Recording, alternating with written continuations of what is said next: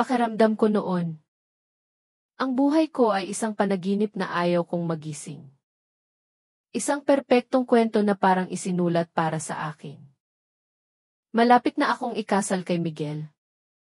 Ang lalaking sa loob ng maraming taon ay inilarawan ko bilang ama ng aking mga anak. Ang aking katuwang sa buhay.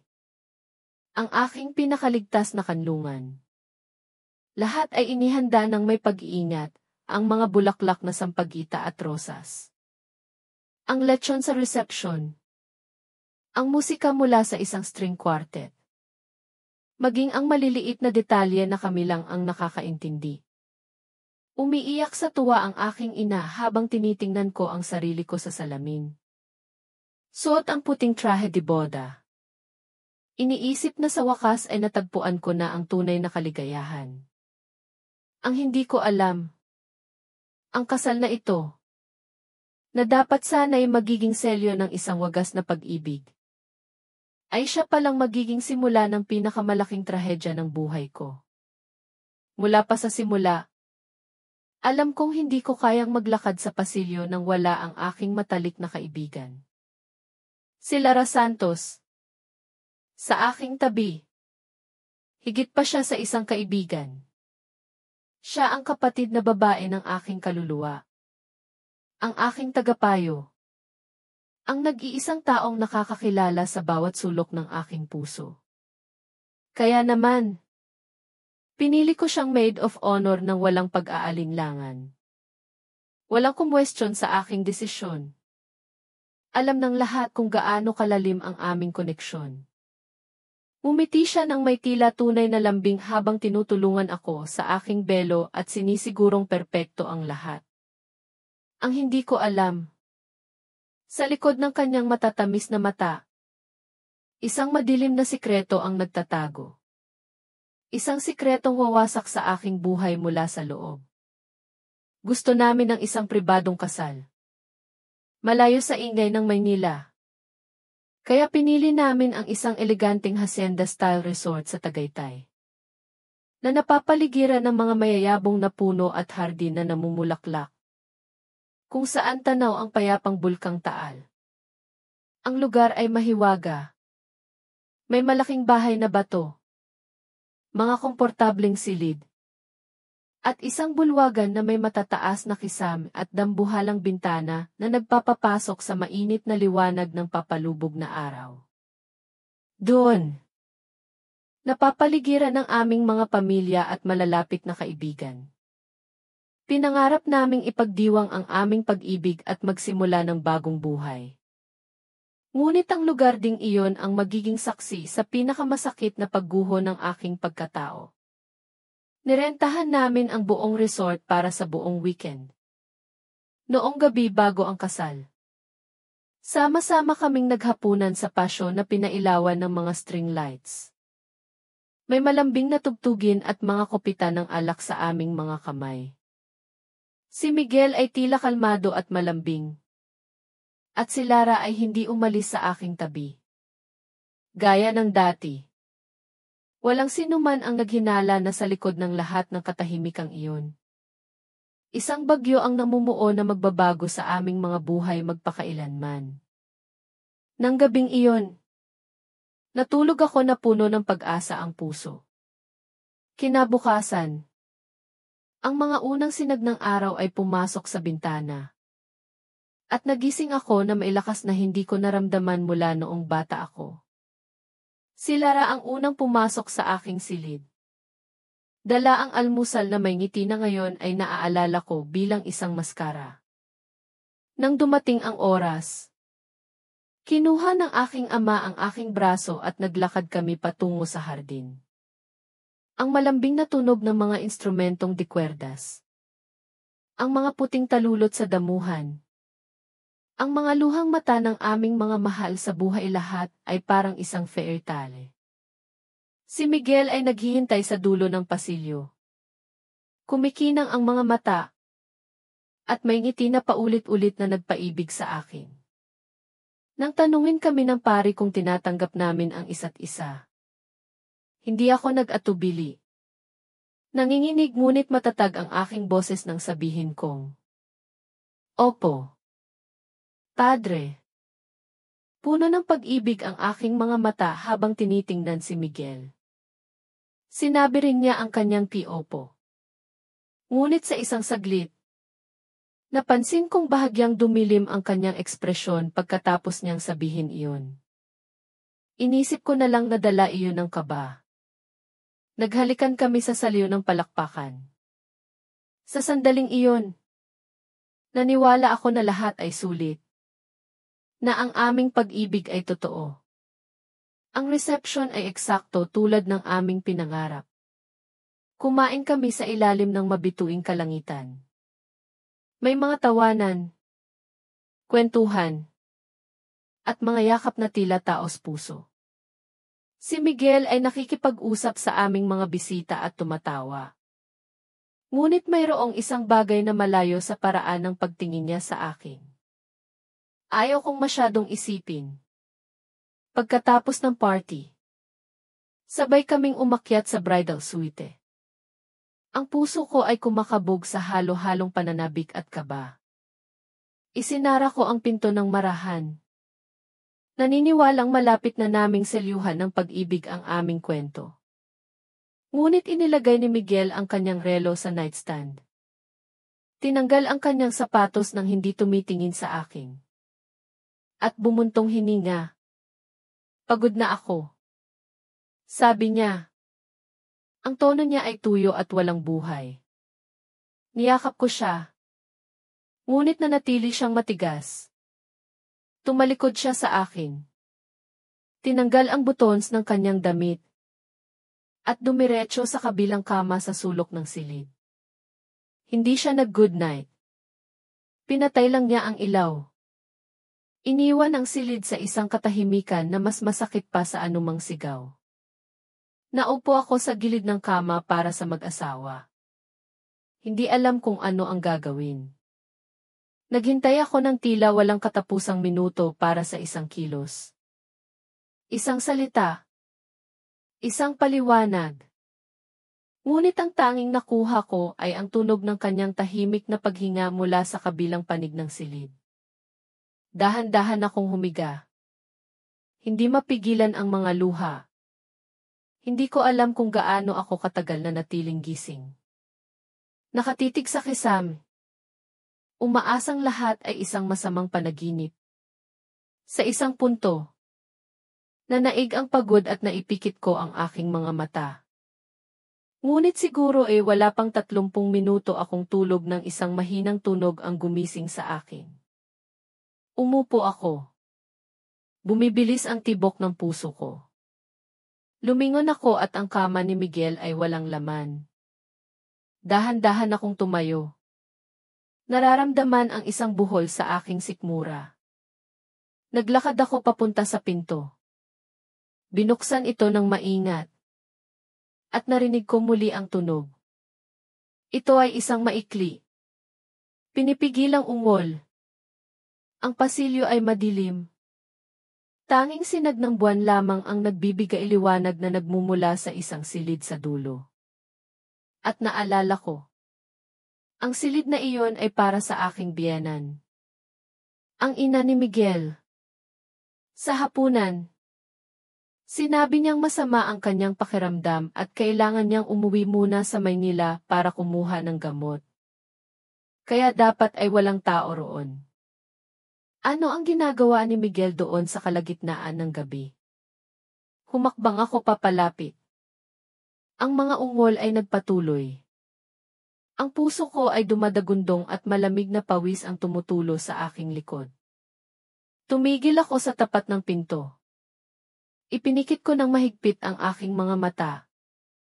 At idinikit ang aking tainga sa kahoy. Isang mahinang kaluskos ng kama. Isang pigil na buntong hininga. At pagkatapos ay isang boses ng babae. Nakilala ko ito kaagad. Si Lara. Walang duda. Ang kanyang boses ay hindi mapagkakamalan. Mga putol-putol na bulong na may halong kasiyahan at pagkaapurahan. Naramdaman ko ang isang matalim na suntok sa aking dibdib. Sumandal ako sa dingding. Tuliro. Hindi alam kung sisigaw, tatakbo, o hihimatayin. At pagkatapos ay narinig ko ang kanyang boses. Ang malalim at hindi mapagkakamalang boses ni Miguel. Binubulong ang pangalan ni Lara sa pagitan ng mga mababang paghingal na hindi nag-iwan ng anumang pagdududa. Ang hangin ay naging makapal. Ito ang boses ng aking asawa. Ang lalaking ilang oras lang ang nakalipas ay nangako sa akin ng walang hanggang pag-ibig sa harap ng lahat. At ngayon, naroon siya. Sa kalagitnaan ng gabi. Kasama ang aking matalik na kaibigan. Hindi ako umalis. Nagpasya akong manatili roon. Nakatanim sa harapong pinto. Naghihintay na harapin sila. Kailangan kong makita ang kanilang mga mukha. Marinig ang kanilang mga palusot. At kumpirmahin sa sarili kong mga mata ang narinig ko na. Naging walang hanggan ang oras. Bawat minuto ay isang pagpapahirap. Biglang bumukas ang pinto at lumabas si Miguel. Hindi nakabutons ang damit at baluktot ang sinturon. Nang makita niya akong nakatayo sa harap niya, natigilan siya. Ang kanyang mga mata ay nanlaki at ang pagkakasala ay nakatatak sa kanyang mukha. Pagkatapos ay lumitaw siya si Lara. Magulo ang buhok. Kumalat ang makeup. At gusot ang damit. Nang makita niya ako, nanigas siya sa kinatatayuan na parang nakakita ng multo. Hindi ko na kailangan ng anumang patunay. Ang imahe nilang dalawa na magkasama. Tahimik. Na may pagkakasala sa kanilang mga kilos ay mas malakas pa sa 1,000 salita. At kahit ganoon, naglakas loob pa rin akong magtanong. Bakit? Ang boses ko ay basag dahil sa galit at sakit. Tinanong ko sila kung paano nila nagawa iyon. Kung paano sila nagkaroon ng katapangan na pagtaksilan ako sa mismong gabi ng aking kasal. Si Miguel ay hindi alam kung saan titingin. Si Lara ay hindi man lang nagtangkang magpanggap na nagulat. Ang katahimikan ang una nilang tugon. Ngunit hindi ako umalis. Pagkatapos ay nagsalita si Miguel. Ninerbiyos. Sinasabing nagkakamali ako. Na wala raw nangyari. Na tinulungan lang daw niya si Lara na kunin ang ilang gamit na naiwan ng kanyang ina sa silid. Ang kanyang kasinungalingan ay napakatanga. Kaya't sa isang saglit, mas masakit pa ito kaysa sa mismong pagtataksil. Sinabi ko sa kanya na narinig ko ang lahat. Bawat bulong. Bawat ungol. Sa wakas, sumuko si Miguel. Ibinaba niya ang kanyang mga balikat. Ipinikit ang mga mata. At sa wakas ay inamin ito sa mahinang boses. Hindi siya humingi ng tawad. Hindi niya ipinaliwanag kung bakit. Sinabi lang niyang matagal na siyang inalilito. Si Lara ay humagulgol nang marinig ang kanyang pag-amin. Paulit-ulit niyang sinabing sorry. Na hindi niya sinasadyang saktan ako. Ngunit ang kanyang pag-iyak ay hindi ako natinag. Huli na para sa mga luha. Siya na ang taong pinagkatiwalaan ko ng husto. At tinalikuran niya ako ng walang pag-aalinlangan. Isang bagay sa loob ko ang nabasag sa milyon-milyong piraso. Hindi na ako umiyak. Wala nang luhang natira. Tanging isang tahimik at tuyong galit na kumakain sa akin mula sa loob. Ang aking kasal ay naging isang bangungot. Hindi na ako nagsalita pa. Pumunta ako sa silid. Kinuha ang aking mga gamit nang hindi tumitingin kahit kanino. At bumaba ng hagdanan. Ang aking trahe de boda ay suot ko pa rin. Ang mukha ko ay nag-aapoy. At ang kaluluwa ko ay duro. Walang sumunod sa akin. Naglakad ako sa hardin ng nakayapak. Hindi pinapansin ang lamig ng madaling araw. Naglakad ako ng ilang oras nang walang patutunguhan sa mga kalsada ng Tagaytay. Ang aking damit ay kumakaladkad sa dumi. Nang magsimulang lumiwanag ang kalangitan, bumalik ako sa resort. Tahimik pa rin ang lugar, na parang walang nangyari. Pumasok ako sa likod na pinto. Ang dining room ay puno ng malumanay na boses. Mga plato ng prutas, tasa ng kapeng barako, at ngiti ng mga bisita. Ang aking mga magulang, ang aking mga biyenan. Ang buong entourage, lahat sila ay nag-uusap ng walang kaalam-alam. Tahimik kong pinunasan ang aking mukha. Pumasok at humingi ng kanilang atensyon. Sa isang matatag na boses. Mas kalmado kaysa sa nararamdaman ko sa loob. Hiniling ko sa lahat na magtipon sa sala.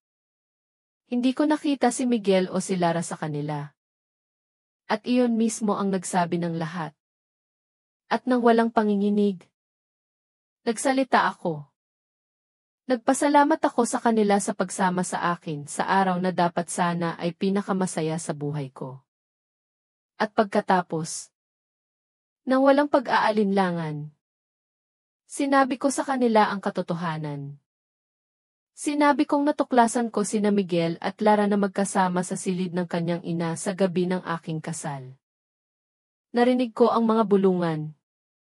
Nakita ko ang mga nakakunot na noo at mga tensyonadong mukha. Ngunit hindi nabasag ang aking boses dahil sa unang pagkakataon sa loob ng maraming oras. Naramdaman kong nababawi ko ang kontrol. Sa isang malinaw na boses, inihayag ko na balak kong ipawalang bisa ang kasal. Na ayaw ko nang magkaroon ng anumang kinalaman kay Miguel o Lara. At umaasa akong walang sinuman ang susubok na kumbinsihin ako. Hindi ko kailangan ng awa, kundi respeto sa aking desisyon. Tumayo ang aking ama at niyakap ako ng mahigpit at tahimik. Na parang sinasabi niyang ipinagmamalaki niya ako. Umalis ako sa silid ng hindi lumilingon. Iniwan ko ang resort nang walang dala kundi ang aking dignidad. Ang puting damit ay may mansa ng dumi, luha, at isang kwentong hindi na sa akin. Nang makauwi ako, agad akong kumontak ng abogado at nagsampa ng annulment. Hindi ko na gustong makita pa si Miguel. Makalipas ang ilang linggo, nalaman kong nagsama na sina Miguel at Lara. Ngunit ang buhay, sa malaot madali, ay ibinabalik ang iyong itinanim. At ang sa kanila ay hindi nagtagal bago nabulok. Makalipas ang ilang buwan, nagsimulang kumalat ang mga tsismis tungkol sa kanilang palaging pag-aaway. Mga sigawan na naririnig ng mga kapitbahay. Isang araw, bigla na lang nawala si Miguel sa apartment na tinitirhan nila ni Lara. Iniwan niya ito na may isang sulat at isang kasinungalingan. Niloko niya ito sa ibang babae. Isang mas bata. Inulit niya ang kanyang pattern. Dahil hindi ito pag-ibig, kundi ego at kapritso lamang. Naiwan si Lara na mag-isa. Wasak. Walang kapareha. Walang kaibigan. At walang kredibilidad. Sa kabilang banda, nagpasya akong ibuhos ang aking sarili sa aking trabaho. Upang muling buuin ang aking sarili. Nagbukas ako ng aking sariling coffee shop. Pinalago ito. At unti-unti, ang kalungkutan ay napalitan ng kalinawan. Natuklasan ko na kaya kong maging masaya nang hindi umaasa sa sinuman. Nagbukas ako ng pangalawang branch. Pagkatapos ay isang pangatlo. At sa loob ng wala pang isang taon, ang pangalan ko ay nagsimulang kilalanin sa industriya ng may paggalang. Lumipas ang 3 taon. Ang buhay ko ay iba na payapa at matatag. Hindi na masakit alalahanin ang gabing iyon. At nang hindi ko ito hinahanap, nangyari ang hindi inaasahan. Sa isang business conference, nakilala ko siya. Ang pangalan niya ay David. Nagsasalita siya ng may tahimik na kumpiyansa na nakakaakit. Nakikinig siya sa akin ng mabuti at nagtatanong ng mga bagay na hindi pa naitanong sa akin noon. Hindi ako kinilig. Naramdaman ko ay kapayapaan. Kay David, lahat ay iba. Walang pagmamadali. Walang mga pangakong walang laman. Dahan-dahan. Nagsimula akong manabik sa kanyang mga mensahe. Marinig ang kanyang boses. Natuto akong magtiwala muli. Hindi ko alam kung paano. Ngunit nalaman ni Miguel na mayroon na akong iba. Nagpadala siya ng mensahe. Puno ng nostalgia. Sinabi niyang masaya siyang malaman na maayos na ako. Hindi ako sumagot. Isang hapon, biglang sumulpot si Miguel sa pinto ng shop ko. Payat, maputla, at mukhang pasan ang bigat ng mundo. Humingi siya ng 5 minuto. Sinabi niyang nagkamali siya. Naduwag siya. Nakikinig ako na walang emosyon. Na parang nakikinig sa patak ng ulan mula sa likod ng isang saradong bintana. Nang matapos siya, tiningnan ko siya ng diretsyo at sinabing wala na siyang kapangyarihan sa akin. Na hindi na tayo umiiral. Sinabi ko ng malinaw na ayaw ko na siyang makita pa. Walang insulto o sigawan. Isang matatag, malamig, at pinal na pagtanggi. Hiniling ko sa kanya na umalis. At sa pagkakataong ito, ako ang nagsara ng pinto. Umalis siya na bagsak ang mga balikat. Alam na nawala na niya ako magpakailanman. Nang bumalik ang katahimikan, naupo ako sa aking mesa at huminga ng malalim. Hindi ako nakaramdam ng tagumpay, kundi isang pakiramdam ng kalmado. Hindi na ako biktima o survivor.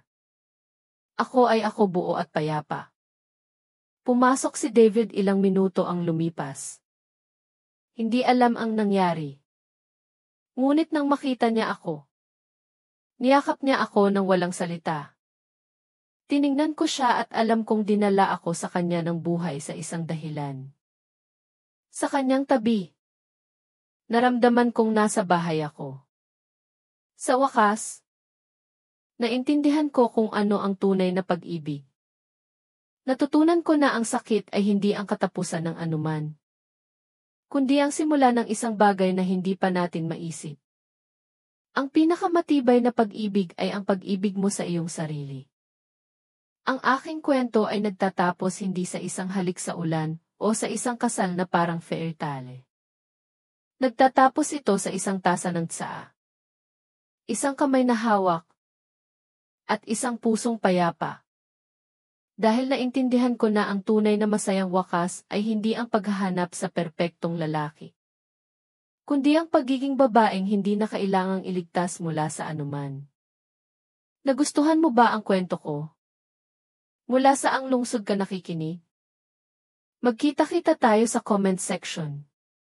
Kung nagustuhan mo ang kwento, maaari mo akong suportahan sa pamamagitan ng pagpapadala ng super thanks para patuloy akong makapagdala ng mas maraming kwentong tulad nito. Maraming salamat sa iyong suporta. Hanggang sa susunod na kwento ng buhay.